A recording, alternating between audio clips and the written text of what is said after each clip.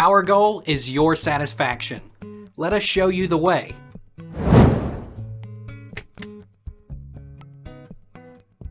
How much baking soda does it take to raise pH in a gallon of water?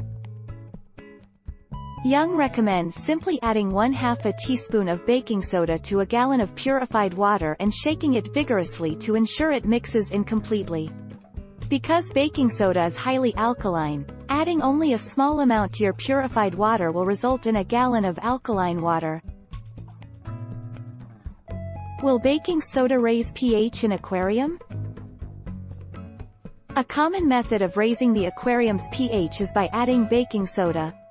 1 teaspoon of baking soda per 5 gallons is generally considered a safe amount for small incremental increases. It's best to remove the fish from the tank prior to raising the pH. This will allow your fish to acclimate to the new tank conditions.